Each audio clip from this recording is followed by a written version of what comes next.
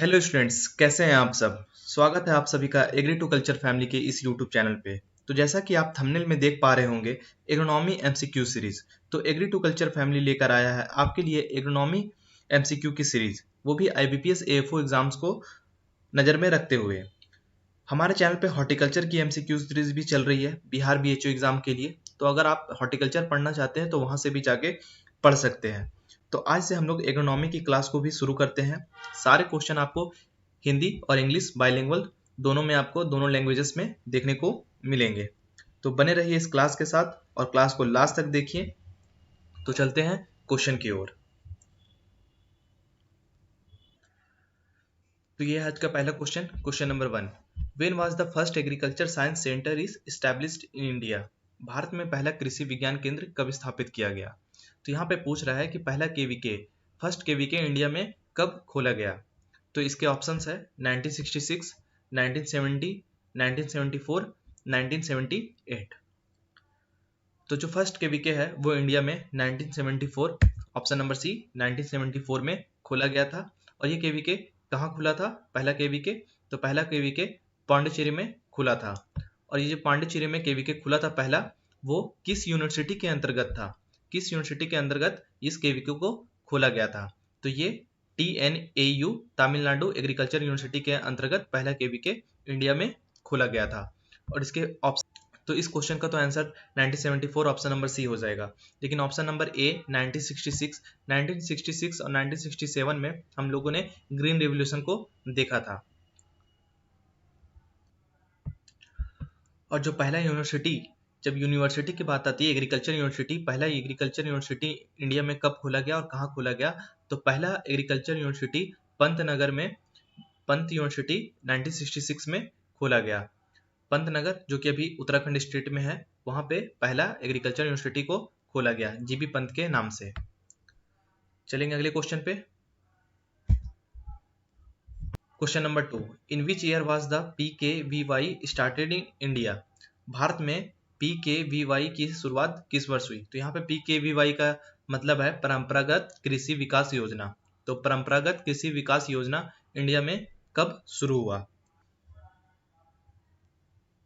इसके ऑप्शंस है 2013, 2015, 2017, 2020। 2013 में, 2015 में, 2017 में, 2020 में। तो जो परंपरागत कृषि विकास योजना है वो 2015 में लाया गया था। इसका सही आंसर ऑप्शन नंबर बी हो जाएगा। और 2015 में क्या क्या आया था? तो सोयल हेल्थ कार्ड स्कीम जो है वो भी 2015 में ही आया था। और जो प्रधानमंत्री कृषि सिंचाई योजना है वो भी 2015 में ही आया था। तो आप याद रखेंगे कि 2015 में क्या क्या आया था। चलेंगे अगले क्वेश्चन पे।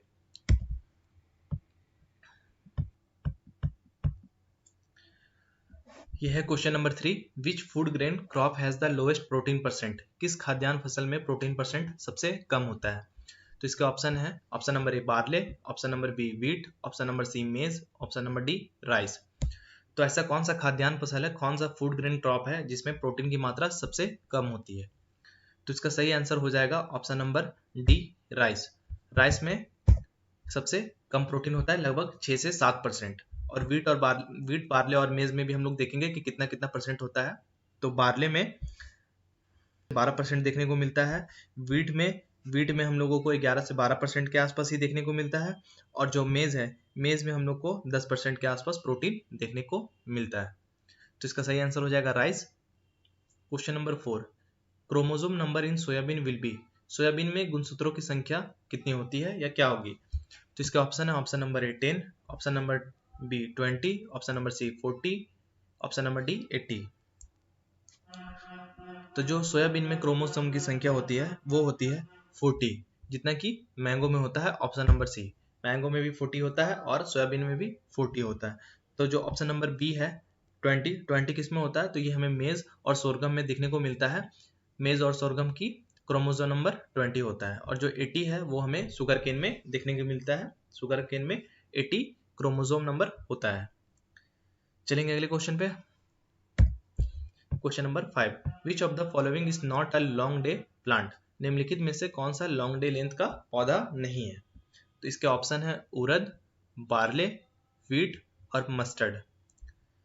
तो यहाँ पे जो बार्ले है और वीट है और मस्टर्ड है, ये तीनों ही रबी के क्रॉप में आते हैं, तो ये इन्हें लॉन्ग डे की आवश्यकता होती है, तो ये लॉन्ग डे प्लांट है। जिसमें ऑप्शन नंबर ए उड़द है, वो खरीफ क्रॉप है, इसे शॉर्ट डे की रिक्वायरमेंट होती है, तो इसका सही आंसर हो जाएगा उड़द, ऑप्शन नंबर ए।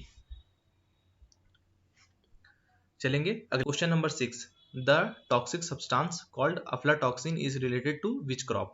जो अफ्लाटॉक्सिन है नामक विषैला पदार्थ किस फसल से संबंधित है? तो इसके ऑप्शन है soybean, mustard, tobacco, option number D groundnut. तो जो अफ्लाटॉक्सिन है वो एक फंगस के कारण होता है और यह मूंगफली ग्राउंडनट में देखने को मिलता है, तो इसका सही आंसर हो जाएगा ऑप्शन नंबर डी ग्राउंडनट। तो यह क्यों होता है? तो जब हम लोग स्टोरेज करते हैं ग्राउंडनट की, तो स्टोरेज के टाइम अगर 9% से ज़्यादा मॉइस्चर अगर हो जाता है तो वहाँ पे हमें अफ्लाटॉक्सिन जैसा विषैला पदार्थ देखने को मिलता है ग्राउंडनट में। चलेंगे अगले क्वेश्चन पे। Question number 7। The length of pipe used in sprinkler irrigation system. तो स्प्रिंकलर सिंचाई प्रणाली में प्रयुक्त पाइप की लंबाई कितनी होती है? तो यहाँ पे पूछा है कि स्प्रिंकलर इरिगेशन में जो पाइप यूज होता है उसकी लंबाई कितनी होती है? 2 मीटर, 6 मीटर, 12 मीटर और 20 मीटर। तो इसका सही आंसर हो जाएगा 6 meter, option number B 6 meter 20 feet के आसपास पाइप की लंबाई होती है स्प्रिंकलर इरिगेशन में। और पूछा जाता है कि स्प्रिंकलर इरिगेशन का यूज हम लोग कहाँ करते हैं? तो मैक्सिममली हम लोग वहाँ पे यूज करते हैं जहाँ की लैंड हमें अंडुलेटिंग टाइप उबड़ खाबड़ जैसा देखने को मिलता है, वहाँ पे हम लोग स्प्रिंकलर इरिगेशन को यूज करते हैं। और इसमें जो जल बचत है, जो सेविंग है, वाटर सेविंग, वो 20 से 50% तक देखने को मिलता है। और स्प्रिंकलर इरिगेशन में जो वाटर यूज एफिशिएंसी है वो हमें 50 से 70% के आसपास देखने को मिलता है। तो चलेंगे अगले क्वेश्चन पे। Question number 8। What is the water requirement of wheat crop? गेहूं की फसल में पानी की कितनी आवश्यकता होती है? इसके ऑप्शन है ऑप्शन नंबर ए 200 से 300 मिलीमीटर, ऑप्शन नंबर बी 400 से 500 मिलीमीटर, ऑप्शन नंबर सी 1500 से 2500 मिलीमीटर, ऑप्शन नंबर डी 900 से 1500 मिलीमीटर। तो जो वीट में वाटर रिक्वायरमेंट की आवश्यकता होती है वो है, सही आंसर इसका ऑप्शन नंबर बी 400 से 500 मिलीमीटर तक हमें वीट क्रॉप में वाटर रिक्वायरमेंट देखने को मिलती है। और ये 200 से 300 है, ये हमें मस्टर्ड और बाजरा में, मिलेट्स में देखने को मिलता है। और जो ऑप्शन नंबर सी है 1500 से 25%, तो 1500 के आसपास लगभग 1250 के आसपास हमें राइस में देखने को मिलता है। 1250 के के आसपास हमें राइस में वाटर रिक्वायरमेंट की आवश्यकता होती है। और जो 900 से 1500 के आसपास है, ये हमें कपास में, कॉटन में इतना वाटर रिक्वायरमेंट की आवश्यकता होती है, 900 से 1500 मिलीमीटर। तो जो यहाँ पे क्वेश्चन में पूछा था वीट का, तो वीट का सही आंसर हो जाएगा ऑप्शन नंबर बी 400 से 500 मिलीमीटर वाटर रिक्वायरमेंट की आवश्यकता होती है। चलेंगे अगले क्वेश्चन पे। Question number 9। How much area required for dapog nursery for sowing 1 hectare of rice? तो 1 हेक्टेयर चावल की बुवाई के लिए डेपोग नर्सरी के लिए कितने क्षेत्र की आवश्यकता होती है?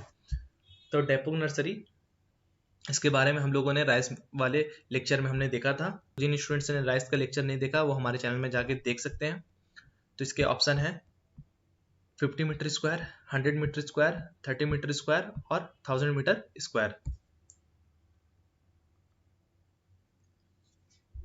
तो इसका सही आंसर हो जाएगा 30 मीटर स्क्वायर। डेपोग नर्सरी में हम लोग 1 हेक्टेयर राइस की सोइंग के लिए 30 मीटर स्क्वायर की आवश्यकता होती है उसकी नर्सरी के लिए। चलेंगे अगले क्वेश्चन पे। Question number 10। Which nutrient is found in maximum quantity in fruits and vegetable? तो फलों और सब्जियों में कौन सा पोषक तत्व सबसे अधिक मात्रा में पाया जाता है? इसके ऑप्शन है पोटेशियम, कैल्शियम, आयोडीन और फेरस। तो यहाँ पे इसका सही आंसर हो जाएगा ऑप्शन नंबर ए पोटेशियम। पोटेशियम जो है वो हमें मैक्सिमम क्वांटिटी में फ्रूट्स और वेजिटेबल में देखने को मिलता है। जो आयोडीन है वो हमें ओकरा में, भिंडी में देखने को मिलता है पर्याप्त मात्रा में। और जो फेरस है Fe, वो हमें फिग और डेट पाम में देखने को मिलता है, अंजीर और खजूर में देखने को मिलता है। Question number 11। Which of the following is an example of C4 plant? निम्नलिखित में से कौन सा C4 पौधे का उदाहरण है? ऑप्शन है मूंग, उड़द, मिलेट और ग्राम। तो इसका सही आंसर हो जाएगा मिलेट्स।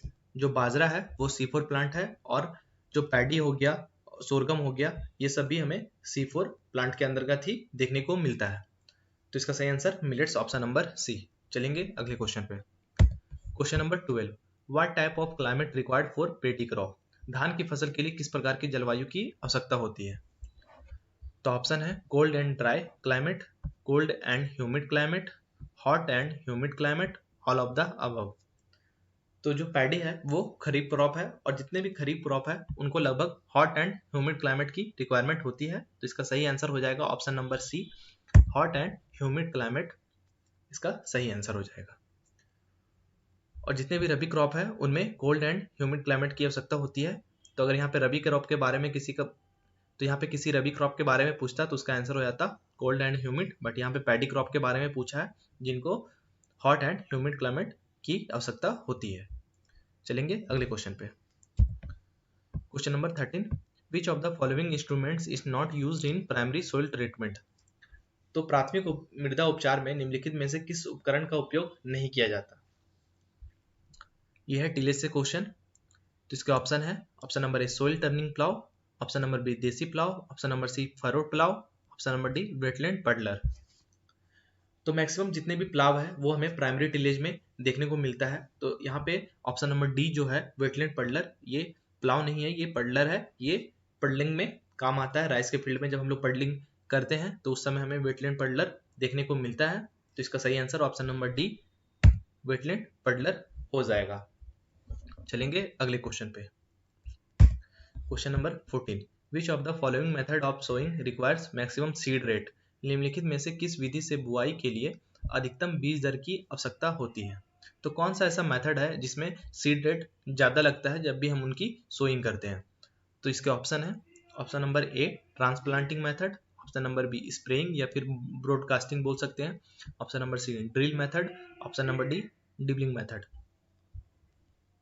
तो सबसे ज़्यादा सीड जो लगता है वो हमें option number B spraying method में लगता है, मैक्सिमम सीड रेट। चलेंगे अगले क्वेश्चन पे। Question number 15, which of the following herbicide was first developed? तो निम्नलिखित में से कौन सा शाकनाशी सबसे पहले विकसित किया गया था? तो कौन सा ऐसा हर्बिसाइड है जिसे सबसे पहले डेवलप किया गया? तो ऑप्शन है इसके, option number A pendimethalin, option number B isoproturon, option number C atrazine, option number D 2,4-D। तो जो पहला हर्बिसाइड है वो डेवलप हुआ था वो है ऑप्शन नंबर डी 2,4-D। इसका सही आंसर हो जाएगा ऑप्शन नंबर डी। और जो आइसोप्रोटेरोन है वो गेहूं के मामा फ्लेरिस माइनर के लिए उपचार में आइसोप्रोटेरोन हर्बिसाइड का यूज किया जाता था। अब उसकी जगह सल्फोसल्फ्यूरॉन का यूज देखने को मिलता है। तो यहाँ पे सारे क्वेश्चन खत्म होते हैं आज का।